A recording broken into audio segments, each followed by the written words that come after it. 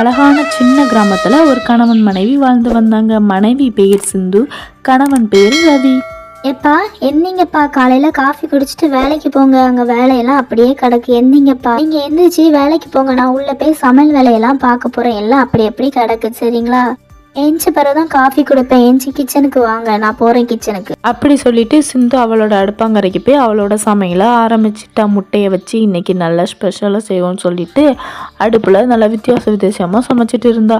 அப்போ அங்கே ரவி வந்தா. மெதுவாக தூங்கி முழிச்சு, சிந்து சிந்து சிந்து காபி ரெடியா?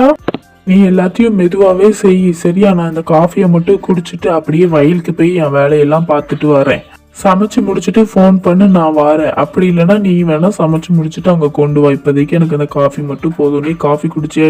முதல்ல காப்பி குடிச்சிட்டு அப்புறம் எல்லா வேலையும் மெதுவா பாரு, சரியாம்மா? அப்படிங்க இந்த காப்பி குடிச்சிட்டு நம்ம வயலுக்கு போய் எல்லா நாளும் எப்படி இருக்குன்னு பாருங்க. நான் சமைச்சு முடிச்சுட்டு அங்க உங்களுக்கு எடுத்துட்டு வரேங்க. அப்படி சொல்லிட்டு ரவி அங்கேருந்து கிளம்பி அவன் வயலுக்கு போக ஆரம்பிச்சிட்டான். அதுக்கப்புறம் சிந்து ஒவ்வொன்றா மெதுவாக செஞ்சா. காஃபியை குடிச்சிட்டு அதுக்கப்புறம் எல்லா வேலையும் பார்த்துட்டு இருந்தா அடுப்பாங்கரையில்.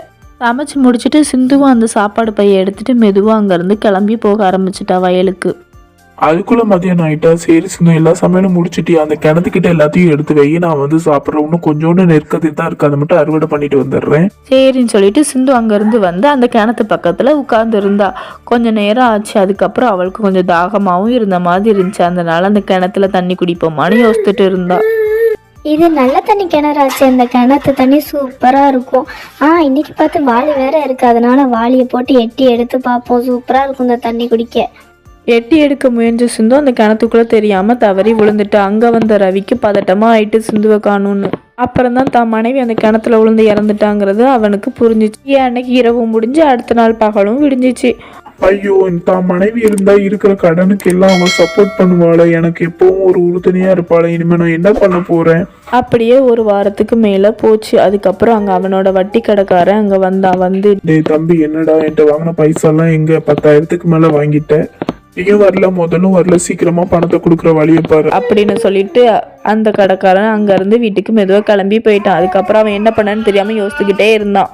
அதுக்கப்புறம் சிந்து ஆத்மாவா வந்து அங்கே இருந்து தான் கணவனை பார்த்து ரொம்பவே வருத்தப்பட்டான். நான் இருந்தா என் கணவன் இப்படி கஷ்டப்பட்டிருக்க மாட்டார்னு மனம் உருகி ரொம்ப வருத்தப்பட்டா. அதுக்கப்புறம் வயலுக்கு போய் புல்ல அறுத்து எல்லா உதவியும் தன் கணவனுக்காக அவளே செய்ய ஆரம்பிச்சா. அப்படியே கொஞ்சம் பணம்லாம் சேர்த்து அங்க அடுப்பாங்கரையில கொண்டு அவ வச்சுட்டு யாருக்கும் தெரியாம அங்கிருந்து போயிட்டா. இதை பார்த்தா தன் கணவன் ரொம்ப சந்தோஷப்படுவாங்கன்னு அவன் நினைச்சான். அங்கே வந்த கணவன் அந்த பணத்தெல்லாம் பார்த்துட்டு ரொம்பவே சந்தோஷப்பட்டான். இதை வச்சு தான் கடனெல்லாம் அடிச்சிடலான்னு ரொம்பவே சந்தோஷப்பட்டான். அதை பார்த்து தான் மனைவியும் ரொம்ப சந்தோஷப்பட்டா. ரவி மனைவி சிந்துவோட ஆத்மா அவன் வீட்டு பக்கத்தில் உள்ள மரத்திலேயே உள்ள போய் இருந்துட்டு அதுலேருந்து தான் கணவனுக்கு எந்த கஷ்டம் வந்தாலும் உதவி பண்ணிகிட்டே இருந்துச்சு. ரவிக்கு அந்த பணத்தெல்லாம் பார்த்தோன்னா கொஞ்சம் மன நிம்மதியாச்சு. இதை வச்சு நம்ம கடனெல்லாம் அடைச்சி நம்ம ரொம்ப சந்தோஷமாக இருக்கலாம். ஆனாலும் தான் மனைவி இறந்ததை நினச்சி வருத்தப்பட்டுக்கிட்டே தான் இருந்தான். ரொம்ப பெரிய பெரிய சேனலுக்கு மட்டும் சப்போர்ட் பண்ணாம எங்களை மாதிரி சின்ன சேனலுக்கு கொஞ்சம் சப்போர்ட் பண்ணி சப்ஸ்கிரைப் பண்ணுங்க. இப்போ நான் உங்க எல்லாத்துக்கும் ஒரு விடுதலை கேட்க போறேன். அதுக்கு ஆன்சர் தெரிஞ்சா கமெண்ட் பாக்ஸ்ல கண்டிப்பா கமெண்ட் ஊசி நுழைய முடியாத கிணச்சுக்குள்ள ஒரு பிடி தண்ணியா. ஹாரர் ஸ்டோரிஸ்லாம் பார்க்கணுன்னா நம்ம சிந்து கார்ட்டூன் சேனலை லைக் பண்ணி ஃப்ரெண்ட்ஸ்க்கு ஷேர் பண்ணி கமெண்ட் பண்ணி தென் சப்ஸ்கிரைப் வித் சப்போர்ட் பண்ணுங்க.